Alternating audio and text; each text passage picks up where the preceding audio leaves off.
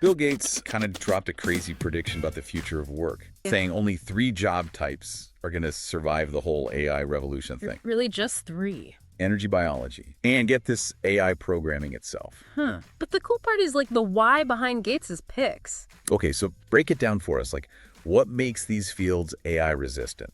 Each one's dealing with these super complex systems, right? That need human judgment. You need to adapt all the time. Yeah. Like in energy, we're talking about going sustainable, managing crazy power grids, balancing the environment with the economy. Yeah, that's a lot. That's not something you can just code an algorithm to, like, figure out. Yeah. You need constant problem solving. Right. Based on stuff you can't even predict. Exactly. And then biology. Healthcare. Yeah, think about healthcare. Diagnosing and treating diseases. It's not just data crunching. Right. It takes empathy. You got to get creative solving problems. And medicine's always evolving. We learn more about the body and diseases all the time. So AI can help analyze scans and stuff, Right. but it can't replace the human doctor. Exactly, that human touch. Making those calls. And even AI programming itself gets tricky. Really? You got to design ethical AI frameworks, anticipate unintended consequences, keep up with the tech as it changes. So it's always changing. These are human skills. So you're saying it's not about everyone becoming a biologist or an energy engineer. Right. It's bigger than that. It's more about the underlying skills. Exactly. Gates calls them transferable skills. Things like programming, digital literacy, critical thinking, problem solving. Got it. Those are valuable no matter what, as AI keeps changing things up. Makes sense. And this isn't just like theory, right? There are examples of this working in real life. Oh, for sure. Like that high school kid in San Francisco who got all those tech internships just because they could code. That's the one. That story shows the power of learning STEM skills early. Opens doors. Not just in tech, but everywhere. Quick ask. Almost 95% of you watch our videos but still aren't subscribed. Please click subscribe. It really helps us grow. And if you're not loving our content, you can always change your mind. Thanks, and back to it. Okay, so AI might change what jobs look like, but it also creates opportunities. For those who are ready. And it's not just jobs, right? Education's gonna be totally different too. Absolutely. Bill Gates is actually pretty optimistic about that, especially personalized learning. Oh, yeah. Imagine AI tutors that adjust to how you learn best.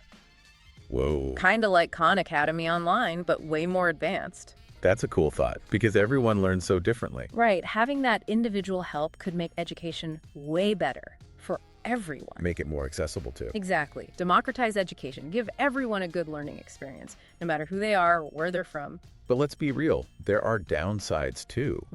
What about the people whose jobs are replaced by AI? Yeah, that's a real concern. And how do we make sure all this AI is used fairly and ethically? You're hitting the big stuff.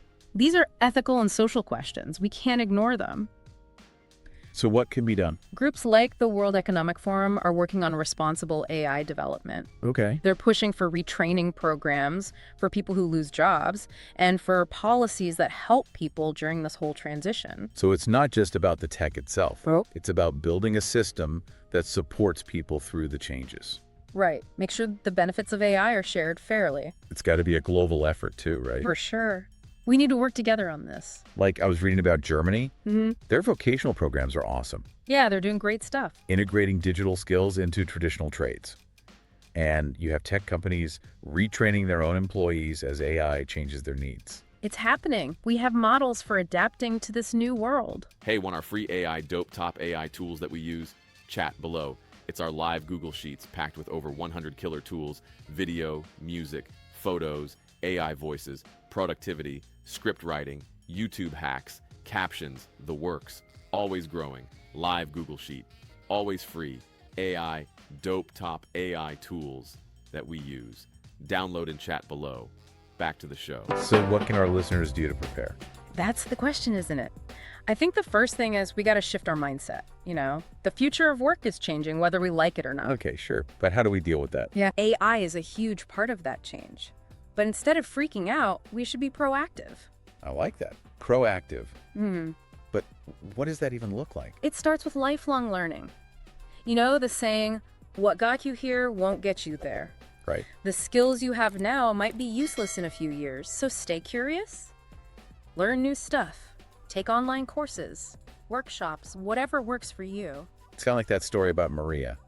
right? The factory worker who learned to code. Exactly. She saw what was happening and took control. Pretty inspiring. That's the kind of adaptability we all need. The second thing is focus on those transferable skills we talked about. Like programming and all that. Yep, programming, digital literacy, critical thinking, problem solving. These are your foundations for an AI-driven world. So even if I'm not building the AI myself, those skills will be useful. Absolutely. Right.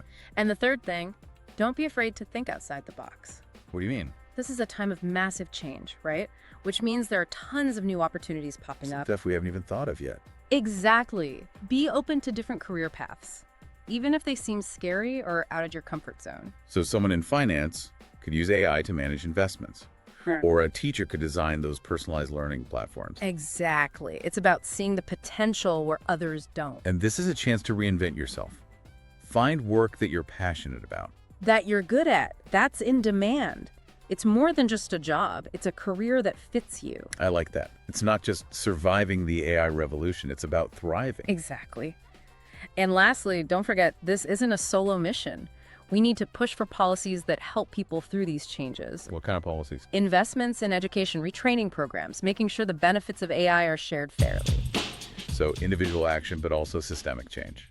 We're all in this together. The future of work is being shaped right now. Let's make sure it's a future we can all be excited about. It's full of potential, and we get to shape it. We do. You know, I gotta say, I'm walking away from this feeling pretty pumped. Yeah. Not just about the future of work, but like my own place in it. I think that's the whole point, right? We talk about AI disrupting things, and it does. But disruption also means we can reinvent ourselves. Makes sense? It makes us rethink what work, even IS, and what we can do. Like that story about Maria Wright going from factory work to coding. Total game changer. It shows that sometimes the paths we don't expect lead to the best stuff. For sure. Her story makes us ask, what if this is my chance? Yeah. To explore those things I always wanted to, but never did? Like, what if AI opens doors I never even considered? Exactly. Or gives us the tools to make our own path. So instead of being scared of AI changing things, we should be asking, how can I use this to build the career I want? That's the question right there. And if you want another AI dope deep dive, check this next video and ask yourself, how lucky are we to live in these AI dope times?